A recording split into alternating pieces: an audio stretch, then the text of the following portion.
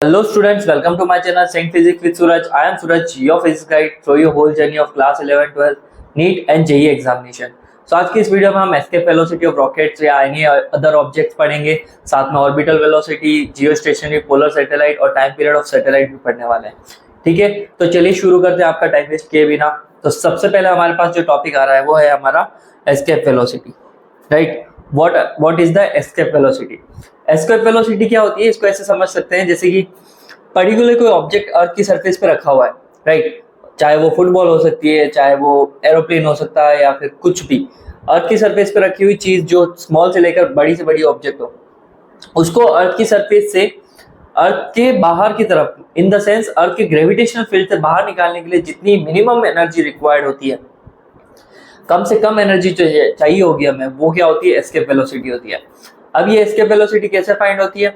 और escape velocity के case में ये है कि हमें ध्यान रखना है कि हमें ऑब्जेक्ट को सरफेस से रिलीज करना है और उसको अर्थ की ग्रेविटेशनल फील्ड से बाहर, वो डिस्टेंस बाहर जो है वो कुछ भी हो सकती है, इनफाइनाइट तक भी हमें उसको सेंड करना पड़ सकता है, तो उसके लिए एस्केप वेलोसिटी निकाली जाती है, राइट। चलिए सबसे पहले ना डेफिनेशन देख लेते हैं एस्केप वेलोसिटी क्या है। The minimum velocity with which a body must be projected up as to enable it to just overcome the gravitational pull, right?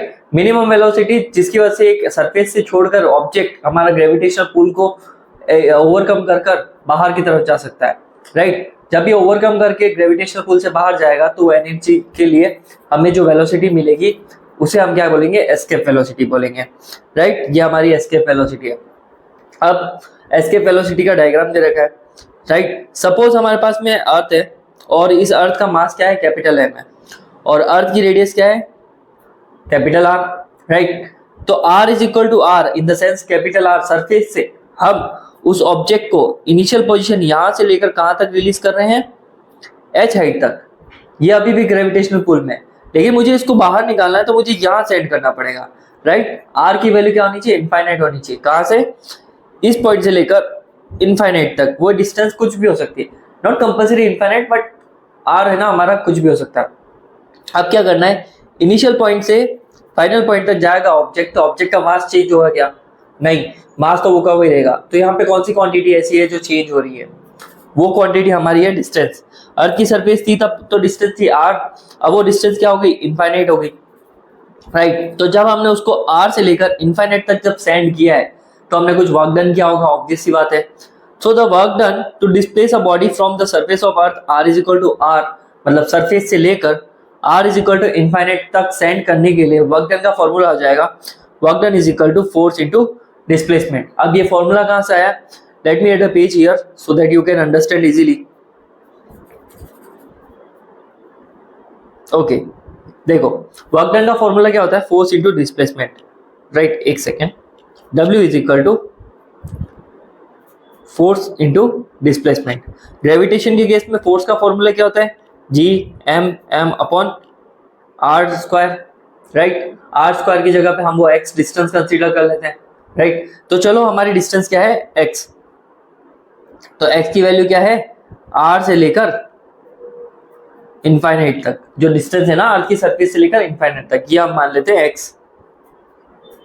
तो यहाँ पे फॉर्मूला आ जाएगा इंटीग्रेशन का sign G M upon X square D x.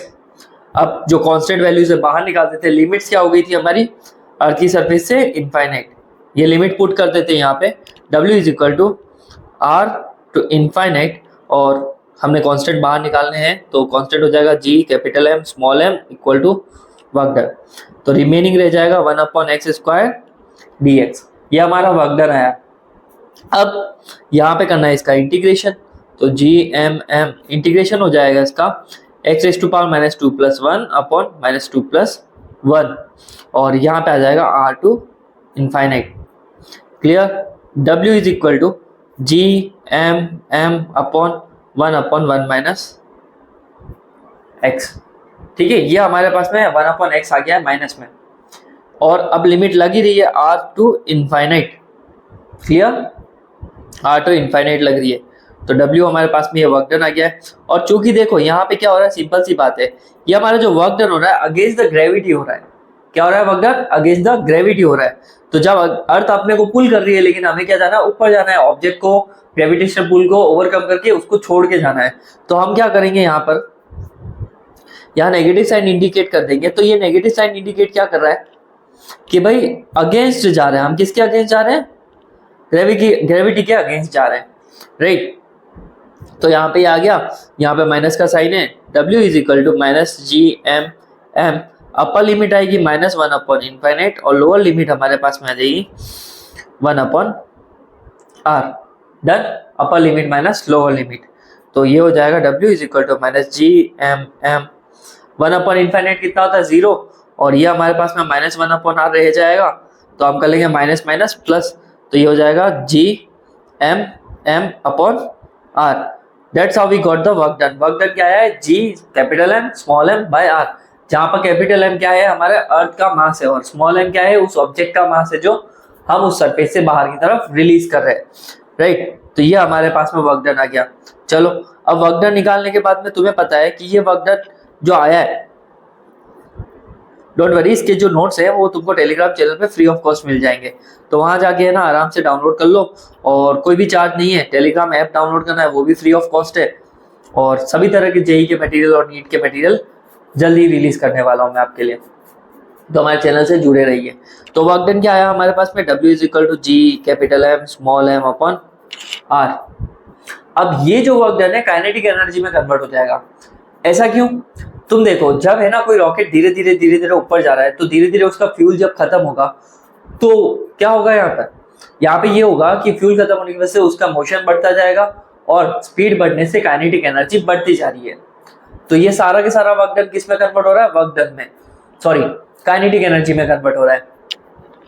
तो हम है ना इसको किसके इक्वल डाल देंगे, काइनेटिक एनर्जी के इक्वल डाल देंगे, ये हमारा वर्क डन हो गया, राइट। ये वेलोसिटी कौन सी है, escape velocity, G M M upon R equal to half M V E square. ठीक है, यहाँ पे कट आउट होने वाली वेलोसिटी कौन सी है, वेलोसिटी नहीं सॉरी क्वांटिटीज कौन सी है, एम से एम कैंसिल आउट हो गया, राइट। तो अब हम लिख सकते हैं इसको, अब हम इसको लिख सकते हैं V E square is equal to G M upon R, और 2 इससे मल्टीप्लाई हो जाएगा तो ये आ जाएगा 2 G M upon R, right. तो वी ई आ जाएगा हमारे पास में under root 2 G M upon R. ये हमारे पास में क्या है, एस्केप वेलोसिटी का फॉर्मूला है, एस्केप वेलोसिटी का फॉर्मूला है। डन, एस्केप वेलोसिटी का फॉर्मूला मिल गया। अब तुम्हें एक और फॉर्मूला पता है, जी इज इक्वल टू क्या होता है, G M upon R square होता है। तो जी आर स्क्वायर किसके बराबर होगा, जी एम के, राइट। ये वैल्यू को हम इस फॉर्मूला में पुट करते हैं, तो हमारे पास में वी ई की वैल्यू क्या आ जाएगी, 2 G R square upon R. Clear है यहाँ तक, आर से ये आर कट गया तो वी ई एस्केप वेलोसिटी क्या आ जाएगी, 2 जी आर। तो हमारे पास में दो फाइनल फॉर्मूला है एस्केप वेलोसिटी के, एक तो ये रहा और एक हमारे पास में एक ये रहा, एक जीएम के फॉर्मेट में मतलब रेडियस अर्थ के रेडियस में और दूसरी भी अर्थ की रेडियस में, लेकिन वहां पे ग्रेविटेशन एक्सेलरेशन के फॉर्मेट में। तो ये दो एस्केप वेलोसिटी है। अगर इनकी जी की वैल्यू जी की वैल्यू कितनी है हमारे पास में 9.8, अर्थ की रेडियस कितनी है 6400 किलोमीटर्स। अगर इनको यहाँ पे पुट करते हैं तो हमें क्या मिलेगी, एस्केप वेलोसिटी क्या मिलेगी हमें यहाँ पर 11.2 किलोमीटर पर सेकेंड। एस्केप वेलोसिटी बहुत ज्यादा है, ये देखो यहाँ पे किलोमीटर एक सेकेंड की बात करिए। इस स्पीड से अगर कोई ऑब्जेक्ट जाएगा तो अर्थ के डेफिनेटली अर्थ की ग्रेविटेशनल पुल को क्या करेगा, ओवरकम कर लेगा। ठीक है, तो ये हमारा क्या है, एस्केप वेलोसिटी का फॉर्मूला है। डन है, डेरिवेशन आ गया समझ में, बहुत इजी है। इसके ये जो कलरफुल नोट्स है ये यहाँ पर, ये जो मैंने बना रखे हैं एस्केप वेलोसिटी के लिए, तो ये आपको क्या करने हैं, टेलीग्राम से डाउनलोड कर लेना है। ठीक है, अब आता है हमारे पास में ऑर्बिटल वेलोसिटी। आपने नोटिस करा होगा कि orbital velocity in the sense satellite को किसी पर्टिकुलर ऑर्बिट में बिठाया जाता है। ऐसा इसलिए करते हैं ताकि सैटेलाइट अर्थ का पर्टिकुलर ऑब्जर्वेशन कर सके, स्पाई वगैरह, वेदर फॉरकास्टिंग और बहुत से ऐसे काम होते हैं जो हमारे सरफेस पे रह के नहीं हो सकते हैं। उसके लिए हमें क्या करना पड़ेगा, अर्थ की चारों तरफ क्या करना है, रिवॉल्व करना पड़ेगा। और रिवॉल्व करने के लिए हमें एक ऑर्बिट चाहिए जिसमें सैटेलाइट बैठ सके। तो उसमें बैठाने के लिए या फिर उस ऑर्बिट में रिवॉल्व करवाने के लिए जो वेलोसिटी रिक्वायर्ड होती है उसे क्या बोलते हैं हम, ऑर्बिटल वेलोसिटी बोलते हैं। एस्केप अलग है, एस्केप का मीनिंग क्या है कि सरफेस छोड़ के जा रहा है, ग्रेविटेशनल पुल छोड़ के जा रहा है। और इसमें क्या है, वेलोसिटी तो वही है, सरफेस छोड़ के चला जाएगा, लेकिन हमें एक ऑर्बिट में बैठा स्थापित भी करना पड़ेगा, रिवॉल्व कर रहा है तो वहां पे हमें उसको एस्टेब्लिश करना पड़ेगा, राइट। तो ये ऑर्बिटल वेलोसिटी ऑफ सैटेलाइट हो जाएगा हमारे। तो पढ़ो इसकी डेफिनेशन क्या होती है। Orbital velocity of a satellite is the velocity, ये वो वेलोसिटी है required to put the satellite into its orbit around the earth. Earth में जाने के लिए हमारे को जो चाहिए उससे क्या बोलेंगे आप, ऑर्बिटल वेलोसिटी बोलेंगे। डन है जी, क्लियर है यहाँ तक। चलो डायग्राम के थ्रू समझते हैं। लेट्स कंसीडर मेरा एक सैटेलाइट है जो अर्थ के चारों तरफ वीओ वेलोसिटी, वीओ मतलब वेलोसिटी ऑफ ऑर्बिट से रिवॉल्व कर रहा है, राइट। उसका ऑर्बिट कुछ भी हो सकता है उसका ऑर्बिट है ना थोड़ा सा नीचे हो, यहाँ पर थोड़ा ज्यादा हाइट पे हो, राइट। इतना नीचे हो कि नेग्लिजिबल भी हम ले सकते हैं, मतलब अर्थ की रेडियस मतलब उसकी हाइट को कुछ माने ही ना, राइट। उस केस में भी हो सकता है। और हो सकता है कि सैटेलाइट काफी दूर हो, कुछ सैटेलाइट 700-800 किलोमीटर की रेडियस में रिवॉल्व कर रहे होते हैं, कुछ हो रहे होते हैं 36,000 की किलोमीटर की हाइट पे रिवॉल्व कर रहे होते हैं। चलो तो यहाँ पे मिनिमम क्या क्या रिक्वायर्ड है हमें ऑर्बिटल वेलोसिटी निकालने के लिए। तो for the revolution of satellite around the earth the gravitational pull provided the required centripetal force. Gravity नीचे रिवॉल्व करेगी, नीचे की तरफ उसको पुल करेगी, वो अर्थ की सरफेस पे गिरेगा, जबकि सैटेलाइट सेंट्रीपिटल के थ्रू बाहर की तरफ जाएगा। अब ये दोनों नेसेसरी फोर्स अगर एक दूसरे को बैलेंस कर रहे हैं, जितना ग्रेविटी नीचे पुल कर रही है उतना ही सेंट्रीपिटल बाहर की तरफ पुश कर रहा है, तो दोनों ही फोर्स की वजह से वो इक्विलिब्रियम में बैठ के उस ऑर्बिट में रिवॉल्व करने लग जाएगा, राइट। तो देखो, तो हमारे पास में mv नॉट स्क्वायर ये यहाँ पे आ गया। रुको मैं आपको बताता हूँ, बहुत इजी है। एक पेज ऐड कर लेते हैं यहाँ पे इसके लिए भी।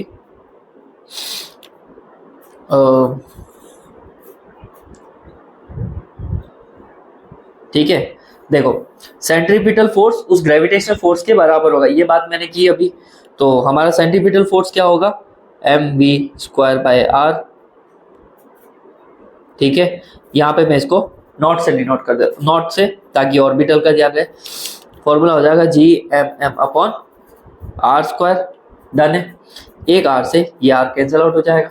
अच्छा, ऑर्बिटल के लिए हम r अलग ले रहे हैं, स्मॉल r ले रहे हैं, ये तो अर्थ की रेडियस हो जाएगी। ऑर्बिटल के लिए ले रहे हैं हम स्मॉल r। डन, तो यहाँ पे आ जाएगा स्मॉल r और ये भी स्मॉल r। क्लियर है। तो अब यहाँ से ये कट गया, तो हमें मिलेगा v naught square is equal to gmm upon r, ठीक है। m भी कट ही गया था, तो हमारे पास में क्या आ जाएगा, v नॉट का square is equal to gm upon r। अगर मैं अंडर रूट फॉर्मेट में लिखूँ तो ये हो जाएगा gm upon r, under root आ गया। क्लियर। gr स्क्वायर की जगह क्या लिख सकते हैं, अभी ऊपर ही पढ़ाया था मैंने, gm की जगह gr स्क्वायर रख सकते हैं। तो v naught is equal to under root of gr square by r, under root पूरे पे आ रहा है, यहाँ से ये कैंसिल आउट हो गया, तो हमें क्या मिल जाएगा, gr मिल गया। This is the velocity of orbit, ठीक है। अब ऑर्बिटल वेलोसिटी और एस्केप वेलोसिटी के फॉर्मूले में क्या फर्क है। एस्केप वेलोसिटी का फॉर्मूला आया था √2gr और ऑर्बिटल का क्या आया है, gr। अगर हम कंपेयर करें तो दोनों में से एक दूसरे को √2 के मल्टीप्लाई में आ रहा है। देखो तो सही, ve का फॉर्मूला vo का फॉर्मूला लिखते हैं। क्लियर है, ये यहाँ से कट गए, तो ve is equal to √2 times of v naught, ठीक है। ये रिलेशनशिप आया हमारे पास में, ये फाइनल फॉर्मूला आया है हमारे पास में। क्लियर है, यहाँ तक क्लियर है। चलो, ये ऑर्बिटल वेलोसिटी है हमारी। डन है जी, ठीक है। इसके नोट्स भी टेलीग्राम पे मिल जाएंगे, वैसे के वेलोसिटी के भी। ये अपने अर्थ के लिए कितनी होती है, 7.9 किलोमीटर पर सेकेंड हो सकती है। इतने पे सेंड करोगे तो वो ऑर्बिट में जाके एस्टेब्लिश हो जाएगा। क्लियर। अब टाइम पीरियड ऑफ सैटेलाइट निकालते हैं। टाइम पीरियड का फॉर्मूला क्या होता है, टाइम पीरियड का फॉर्मूला नॉर्मल सा होता है, डिस्टेंस अपॉन वेलोसिटी। अब अगर सैटेलाइट हमारा डिस्टेंस अपॉन वेलोसिटी की बात हो रही है, तो डिस्टेंस सैटेलाइट के लिए क्या होगी, हमारा सैटेलाइट तो रिवॉल्व कर रहा है ना, ऐसे ऐसे गोल गोल घूम रहा है, किसके चारों तरफ, अर्थ के। तो अब वो गोल गोल घूम रहा है जिस अर्थ के चारों तरफ, तो हमें उसका क्या लेना पड़ेगा, डिस्टेंस लेना पड़ेगा। और डिस्टेंस होता है सरकमफ्रेंस, तो हम ले लेते हैं t is equal to 2πr, circle का सरकमफ्रेंस जिसमें वो घूम रहा है, ये 2πr हो गया। ऑर्बिटल वेलोसिटी क्या हो जाएगी, v नॉट। क्लियर यहाँ तक, 2πr अपॉन v नॉट हमारे पास में ऑर्बिटल वेलोसिटी हो जाएगी यहाँ से। तो भाई साहब आगे बढ़ते हैं अब हम। तो ऑर्बिटल वेलोसिटी का फॉर्मूला ये आ गया था, तो हम इसको कहाँ रखेंगे, तो हम इसको कहाँ रखेंगे, ऑर्बिटल वेलोसिटी को यहाँ रख देते हैं। तो ये हमारे पास में कुछ टर्म आ जाएगी, time period is equal to 2πr upon under root G M upon small R. एक सेकेंड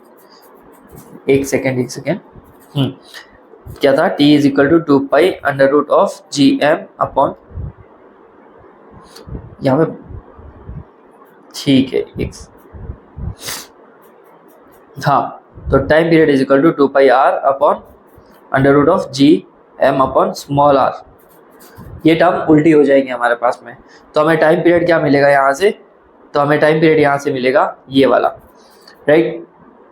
अब इस टाइम पीरियड में क्या कर सकते हैं, इस डेरिवेशन को करके बताता हूँ मैं।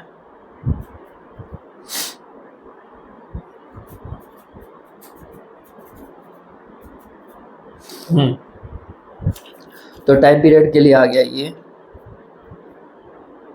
जी एम अपॉन आर, तो ये हो जाएगा 2πr under root of r upon G M, ठीक है।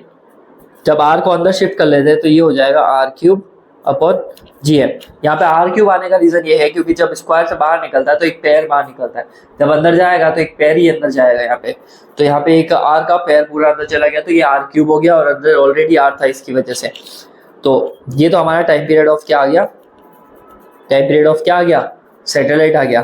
तुम चाहो तो इसकी जगह पे ये भी रख सकते हो, जी एम की जगह पे क्या रख सकते हैं, जी आर स्क्वायर, आप ये भी पुट कर सकते हैं यहाँ पे, ठीक है। तो ये तो हो गया जी एम, फॉर्मूला तो हमारा ये हो गया डन। बोथ साइड स्क्वायर करेंगे तो ये हो जाएगा T square is equal to 2π, root हट जाएगा तो ये हो जाएगा r³ upon G M 4π square, done.